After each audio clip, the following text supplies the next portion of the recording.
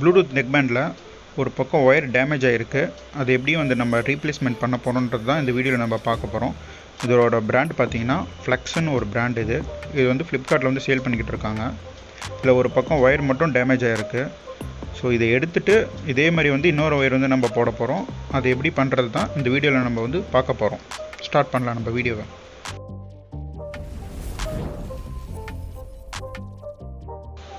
இப்போ உங்களுக்கு வந்து நான் ஒயர் டேமேஜ் ஆன பார்ட்டை வந்து உங்களுக்கு நான் காட்டுறேன்.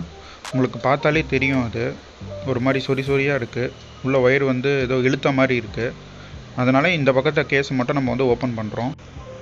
உங்கள்கிட்ட இந்த மாதிரி ஷார்ப்பான ஆப்ஜெக்ட் இருந்துச்சுன்னா அந்த இடுக்கில் விட்டு கொஞ்சம் நீக்கினிங்கன்னா கொஞ்சம் கேப் கிடைக்கும். அந்த கேப்பில் வந்து டூல்ஸ் எதனா போட்டு நீக்கணும். என்கிட்ட வந்து மொபைல் டூல்ஸ் இருந்துச்சு, அதை நான் வந்து யூஸ் பண்ணிக்கிட்டேன். அந்த இடுக்கில் போட்டு நீக்கினிங்கன்னா உங்களுக்கு வந்து வெளியே வந்துடும். இதை பண்ணும்போது கொஞ்சம் ஸ்லோவாகவே பண்ணுங்கள், எந்த ஒரு அவசரமும் படாதீங்க. நீங்கள் வந்து அவசரப்பட்டு ஓப்பன் பண்ணிங்கன்னா கேஸ் வந்து உடஞ்சிரும். அப்புறமேட்டு க்ளோஸ் பண்ண முடியாது ஒழுங்காக. இல்லை டேமேஜ் வந்து பேட்டரியிலையும் வேறு எதுனா பட்டுரும். அதுக்கு தான் சொல்கிறேன், ஸ்லோவாகவே பண்ணுங்கள். இதுதான் இதோட பேட்டரி. இதில் ஒயர் பார்த்தீங்கன்னா அது லைட்டாக வந்து டேமேஜ் ஆனது தெரியுது பாருங்கள். இந்த இடத்துல லைட்டாக கட்டாயிருக்கு. இருந்தாலும் இந்த ஒயரே வந்து மாற்றணும் தான், ஏன்னா வந்து ஒரு மாதிரி சொரியாக இருக்குது ஒயரு.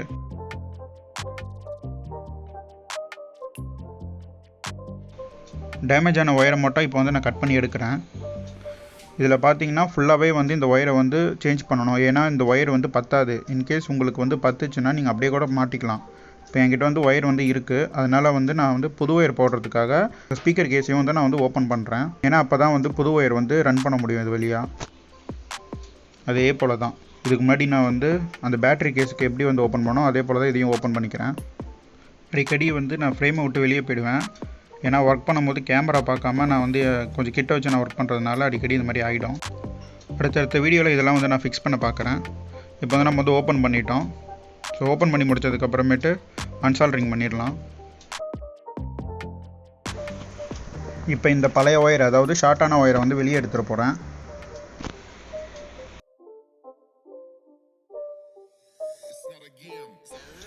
நெக்ஸ்ட்டு வந்து இந்த சின்னதாக இருக்க லப்பர் பீஸ் பார்த்திங்கன்னா ரொம்ப ரொம்ப முக்கியம். இதுதான் வந்து ஃபினிஷிங்காக இருக்கும் நம்ம வந்து ஃபைனல் அவுட்புட்டில். அதனால் வந்து இதை டைம் எடுத்து பொறுமையாகவே எடுங்க. அப்போ தான் வந்து உங்களுக்கு ஃபினிஷிங் வந்து ரொம்ப ரொம்ப பர்ஃபெக்டாக இருக்கும்.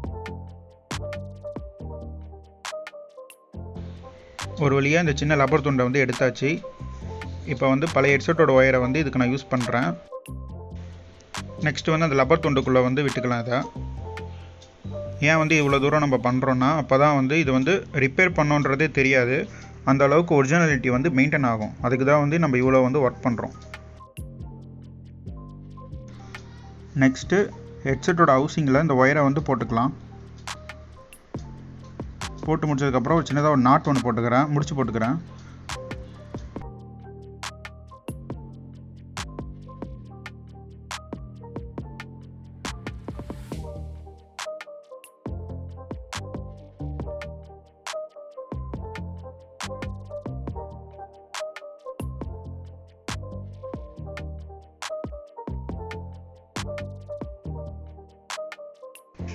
சால்ட்ரிங் பண்ணி முடிச்சதுக்கப்புறமேட்டு கண்டினியூட்டி வந்து செக் பண்ணுறேன்.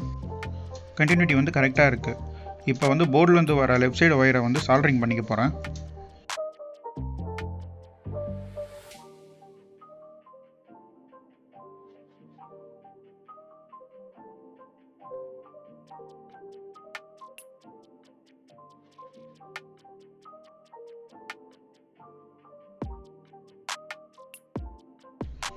ரெண்டு ஹெட்செட்டுமே ஒரே அளவில் வச்சுக்கிட்டு அதுக்கப்புறமேட்டு ஒரு முடிச்சு ஒன்று போட்டுக்குங்க. கரெக்டான அளவு வச்சுக்கணும். அளவு வச்சதுக்கப்புறமேட்டு முடிச்சு போட்டுங்க. முடிச்சு போடும்போது அந்த சின்ன பிளாஸ்டிக் துண்டு சொன்னல, லப்பர் துண்டு, அது வந்து கீழே இருக்கிறப்பல பார்த்துக்குங்க. இப்போ வந்து நம்ம வந்து ஸ்பீக்கர் ஒயர் வந்து சால்ட்ரிங் பண்ணிடலாம். அதிலே வந்து கலர் வந்து கொடுத்துருப்பாங்க. சின்னதாக வந்து ஒரு ரெட்டு ஒரு க்ரீன் ஒன்று கொடுத்துருப்பாங்க. க்ரீன் அப்படின்னா ப்ளூ கொடுத்துருப்பாங்க. நீங்கள் அதுக்கேற்ற மாதிரி சால்ட்ரிங் பண்ணிக்கோங்க.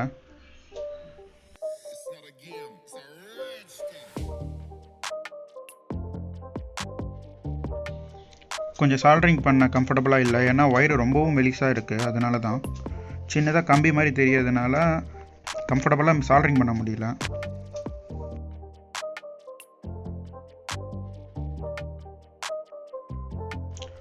ஃபினிஷ் பண்ணதுக்கப்புறமேட்டு கேஸை வந்து க்ளோஸ் பண்ணிக்கிட்டேன்.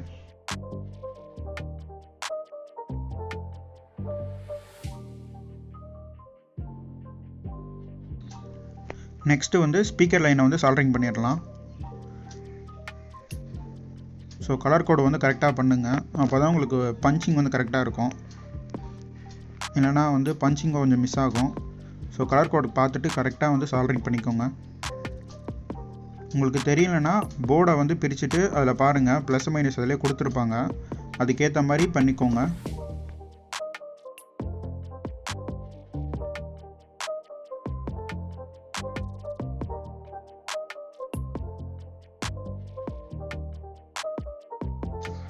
சால்டரிங் பண்ணி முடித்ததும் என்கிட்ட வந்து இன்சுலேஷன் டேப் வந்து இல்லை, அதனால் வந்து நான் வந்து இந்த டேப் வந்து யூஸ் பண்ணிக்கிறேன்.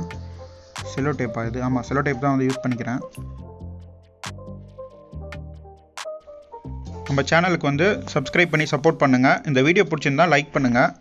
இல்லை எனக்கு பிடிக்கல புரியலன்னு சொன்னீங்கன்னா கமெண்ட் பண்ணுங்கள். நான் வந்து உங்களுக்கு வந்து எக்ஸ்பிளைன் பண்ணுறேன் எப்படி என்ன ஏது பண்ணுறதுன்னு. சில பேர் வந்து இன்ஸ்டாகிராமில் எனக்கு மெசேஜ் பண்ணியிருந்தாங்க, அவங்களுக்கு நான் ரிப்ளைவும் கொடுத்துருந்தேன். அந்த மாதிரி உங்களுக்கு எதனா டவுட் இருந்தாலும் நீங்கள் வந்து இன்ஸ்டாகிராமில் எனக்கு வந்து மெசேஜ் பண்ணலாம்.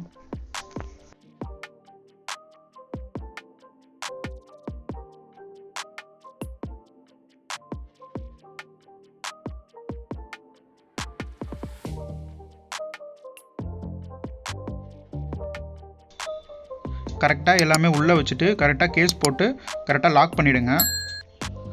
நீங்கள் கேஸை வந்து உடைக்காமல் எடுத்திங்கன்னா எந்தவித பிரச்சனையும் கிடையாது. அப்படி இல்லைன்னா நீங்கள் வந்து ஃபெவிக்விக் வச்சு அதை க்ளோஸ் பண்ணிவிடுங்க. இப்போ வந்து நம்ம டேமேஜ் இல்லைனால கரெக்டாக க்ளோஸ் பண்ணிட்டேன். இப்போ வந்து செக் பண்ணி பார்த்தேன், எல்லாமே கரெக்டாக ஒர்க் ஆகுது. இப்போ பார்த்தீங்கன்னா ஒரிஜினாலிட்டியும் கரெக்டாக மெயின்டைன் ஆகுது. இதை வந்து ரிப்பேர் பண்ணோன்னே தெரியாது. ரொம்ப ஃபினிஷிங் வந்து பர்ஃபெக்டாக இருக்குது. ஸோ இது மாதிரி நீங்களும் ட்ரை பண்ணலாம். Bye guys.